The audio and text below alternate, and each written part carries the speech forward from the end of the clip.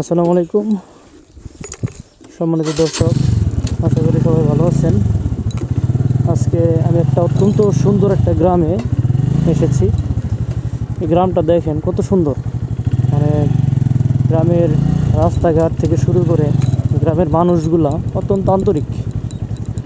ভালো লাগছে আমার, এই জন্য আমার মনে হলো যে এত সুন্দর একটা ভিউ এখানে আছে, এত সুন্দর একটা গ্রাম এখানে আমি আপনাদের সাথে একটু শেয়ার করি।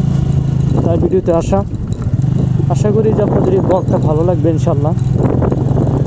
আমি যে গ্রামটা এসেছিলাম, এই গ্রামটা মূলত একটা হিন্দু পাড়া। মানে এখানে 80% মানুষগুলোই হিন্দু।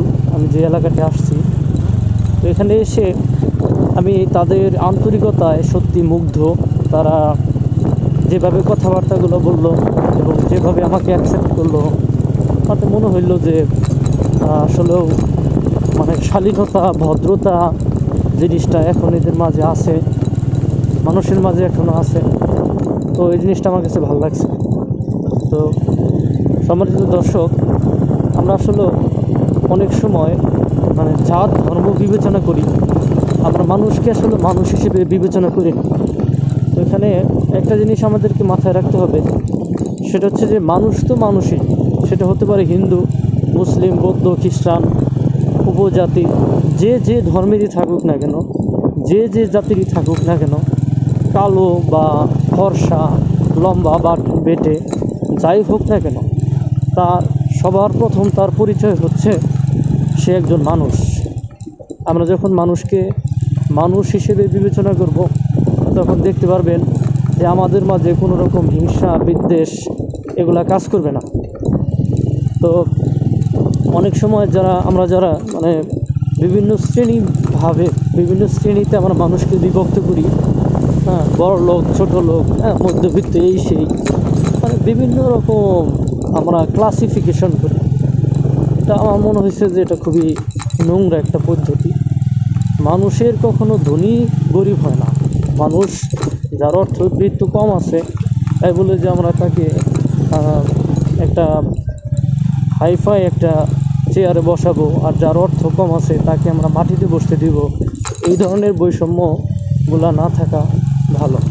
এই ধরনের বৈষম্য রাখা যাবে না। একজন হিন্দু মানুষ, তার শরীরে যে রক্ত বইতেছে, আমার শরীরেও রক্ত আছে, মানে সেম, আমাদের রক্তের কালার এক, লাল, ঠিক আছে, রক্তের কালার এক। মানুষের এই ধর্ম দিয়ে ভেদাভেদ করে, উঁচু নিচু জাত বিবেচনা যদি করা হয়, তাহলে এটা মানুষের কাজ হবে না। আল্লাহ পাক মানুষকে সৃষ্টি করেছেন সৃষ্টির শ্রেষ্ঠ জীব হিসেবে। তো আল্লাহ পাক যেহেতু আমাদেরকে সৃষ্টির শ্রেষ্ঠ জীব হিসেবে পৃথিবীতে পাঠাইছে, আমাদের কাজকামগুলোও ঠিক ওই রকম সৃষ্টির শ্রেষ্ঠ জীবের মতোই হওয়া উচিত। একজন হিন্দু ভাই যদি সাপোজ আপনার সামনে যদি সে অনাহারে থাকে, আপনি তাকে খেতে দিন, আপনি তাকে তার সামনে রিজিক তুলে ধরেন। এতে হবে কি, আল্লাহ আপনার প্রতি খুশি হবে। একজন মুমূর্ষ মানুষ, সে হতে পারে যে খ্রিস্টান হতে পারে বা অন্য ধর্মের, যে কোনো ধর্মেরই হতে পারে, সে যদি দেখা যাচ্ছে যে আপনার সামনে সে অসুস্থ হয়ে পড়ে আছে, আপনি তার সেবা করুন। যে সৃষ্টিকর্তারা সৃষ্টিকে ভালো না বাসে, যে সৃষ্টিকর্তার সৃষ্টিকে ভালো না বাসে, সে কোনোভাবেই একজন পরিপূর্ণ মানুষ হতে পারে না, একজন ইমানদার হতে পারে না। আল্লাহ পাকের সৃষ্টিকে ভালোবাসতে হবে। সৃষ্টিকে ভালোবাসলে অবশ্যই সৃষ্টিকর্তা খুশি হবে। তো যদি আপনার বাড়ির আশেপাশে কোনো হিন্দু, বৌদ্ধ, খ্রিস্টানের মেয়ে বিয়ে দিতে পারতেছে না অর্থের অভাবে, আপনারা সহযোগিতা করে একটা ফান্ড করে বিয়ের ব্যবস্থা করে দিন। দেখবেন যে এতে করে ওই ফ্যামিলিটা ভালো খুশি হবে এবং আল্লাহ পাকও খুশি হবে।